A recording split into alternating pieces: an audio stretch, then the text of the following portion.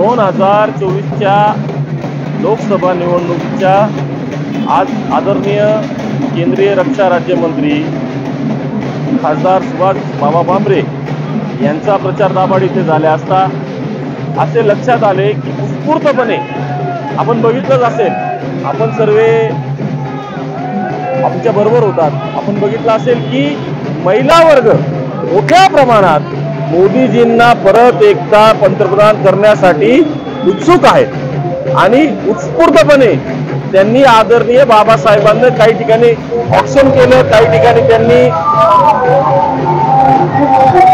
काही ठिकाणी सोपावून त्यांनी स्वागत केलं। म्हणजे मोदीजींचं जे महिला सक्षमीकरणचं धोरण आहे त्याला कुठेतरी स्वरूप प्राप्त झालेलं आहे आणि ते जनतेने मान्य केलंय। प्रचंड उत्साह आहे मतदारांमध्ये। आता याच्यात तीळ मात्र शंका नाही राहिलेली। परत एकदा विजयी हॅट्रिक आदरणीय डॉक्टर सुभाष बाबासाहेब भामरे साहेब मारणार आणि परत एकदा या देशाच्या पंतप्रधानपदी आदरणीय मोदी साहेब हे तिसऱ्यांदा विराजमान होणार आणि त्याच्यामध्ये सर्वाधिक मतांनी धुळ्याचे खासदार हे विजय होणार असं आज निदर्शनास आलं आहे। हे कोणाच्याही मनात त्याच्या बाबतीत मात्र शंका नाही। मालेगाव मतदारसंघात आम्ही सर्व संपूर्ण मालेगाव मध्ये भाग असतो, अतिशय चांगला प्रतिसाद। जसं मोदीजींनी नारा दिलेला आपली बार 400 पार, तसंच आमचं या लोकसभेमध्ये आपण निश्चितच 3.5 लाखांच्या वरती मतांनी निवडून मालमत्ता परिसरामध्ये आम्ही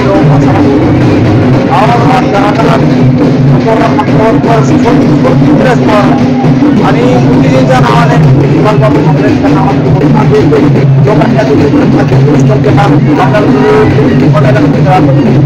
आज या परिसरामध्ये पहिल्यांदा आम्हाला बघायला मिळाले डॉक्टर सुभाष भामरे प्रचंड प्रतिभा आहे।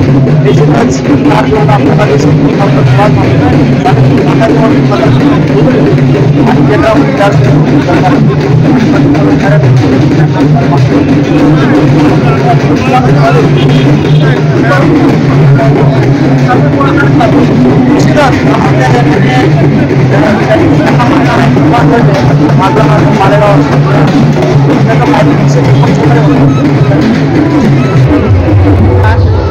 मी भारतीय जनता पार्टी मालेगाव जिल्ह्याचा जिल्हा प्रतिनिधी तथा महामंत्री।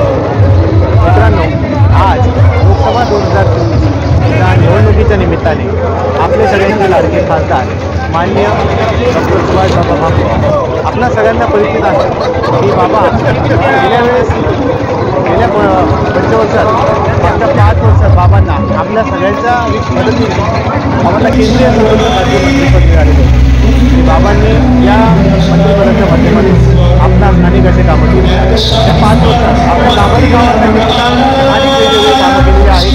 मग त्याच्यात रस्ते काँक्रिटीकरण असेल, विविध शेड असलेले असतील आणि मोठं काम बाबांचं आपल्याला मिळालेलं म्हणजे बाबांनी आपल्याला रोकडोबाच्या बाजूला जे स्टेडियम आहे हे रुर्बन योजनेमधून जवळजवळ 3.5 कोटी रुपये आपल्याला तिथे मंजूर करून देण्यात बाबांनी आपल्याला मदत केली।